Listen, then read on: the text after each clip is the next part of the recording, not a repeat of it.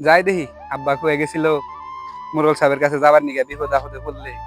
যাই দেখি মোরল সাহেব কি ব্যবস্থা করতে পারে কিনা, অনেক বিপদেই তো আছি। কি দরকার বিনা অনুমতিতে ঢুকাস তুই? ভাই একটু মোরল সাহেবের কাছে আইছিলাম, মেলা বিপদে পড়ছি তো, বিপদে পড়ে ভাই মোরল সাহেবের কাছে আইছি। এই মোরল সাহেব কি বাড়িতে আছে? দেখা করে যাবো। দেখা তো করবি ঠিক আছে, কিন্তু অনুমতি নিয়ে আসতে হবো, তাহলে থাক তুই। আচ্ছা ঠিক আছে।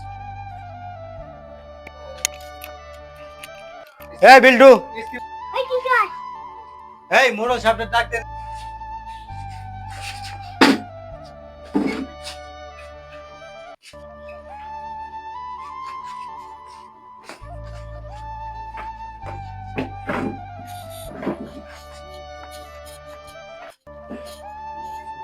একজন লোক আইছে তো আপনার সাথে দেখা করতে চায়, তাহলে কি আসতে কমু? পাঠিয়ে দাও। ঠিক আছে, পাঠিয়ে দিচ্ছি। এই তোরা যাইতে গেলো, অনুমতি নিয়ে আইছি।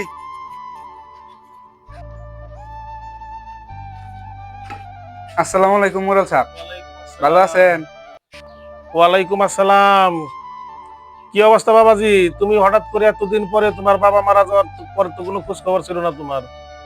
মোরল কাকা এতদিন সময় পাই নাই তো, তার জন্য আসতে পারি নাই। এখন একটা বিপদে পড়ছি, তার জন্য আপনার কাছে আসা হয়েছে। তাহলে কি সমস্যায় পরে তুমি এসেছো বাবা? বলো দেখি, খুলে বলো। যেহেতু তোমার বাবা নেই, আমিও তোমাকে অনেক মিস করছি যে তোমার খোঁজ খবরটা নিতে পারিনি বিভিন্ন কাজের চাপে।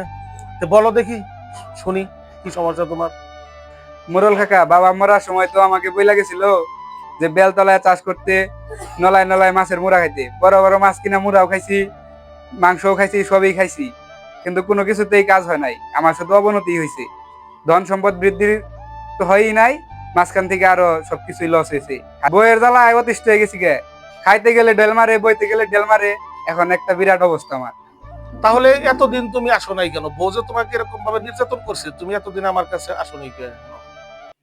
মোরল কাকা, এতদিন হাত ছুঁয়েছিল না বিদায় আমার শরীরে লাগে নাই, তার জন্য আসি নাই।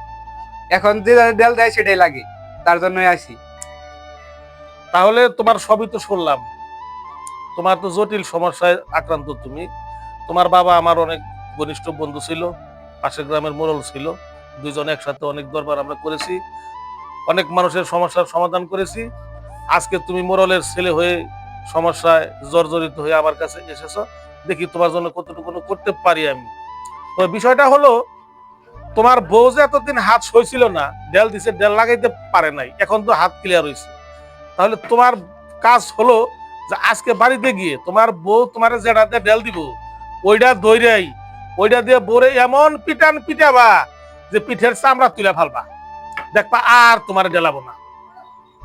আর দ্বিতীয় যেটা সমস্যা নিয়ে আসছো, যে তোমার বাবা বলছিল যে জমি এমন ভাবে চাষ করবা, প্রত্যেকটা জমি যে বেল ডেল দিলে যেন বেলের মধ্যে, জমির মধ্যে বেলটা তলায় যায়। আর তুমি উল্টা করছো কি, তোমার বেল গাছ তলা যে জমি, সেই জমিটাই তুমি বারবার চাষ করছো। আর তোমার বাবা বলে গেছিল যে নলায় নলায় মুড়া খাওয়া, মানে কি যে ছোট মাছ কিনা নলায় নলায় খাওয়া। আর তুমি সেখানে করছো কি, বড় বড় মাছ রুই কাতলা কিনে খাসি, আমান খাসি জবাই করে মাথা খাইছো। তাহলে তোমার অধবর্তন উন্নতি হবে। এরপরে যাও, আমি যেটা বলে দিলাম, এই সুন্দর করে প্রত্যেকটা জমি চাষ করবা, আর উর্বর করে চাষ করবা, যাতে করে ফসল ভালো হয়। আর বোর বিষয়টা তো বলেই দিলাম, যে এরপর যেটাতে ডেল দিব ওইটাই ধরে উল্টা পিটাবা। এর পরবর্তীতে কি হয় আমাকে 7 দিন পরে তুমি জানাবা। আচ্ছা কাকা, সুন্দর পরামর্শ দেওয়ার জন্য ধন্যবাদ কাকা। যাই তাহলে, আসসালামু আলাইকুম।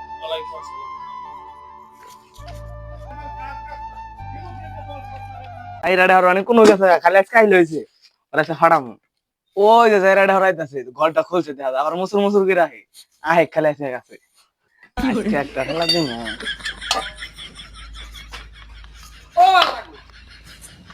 ও বাবা, হ্যাঁ রাজকে যাই না। ও বাবা, ও বাবা, বাবা সরকারি বলে দে আমরা গেলাই না। ও আল্লাহ, যাই রাডা আজকে মাইরা লাগছে গো, তার কাছে আমি যদি বুদ্ধি নিয়েছিল গো।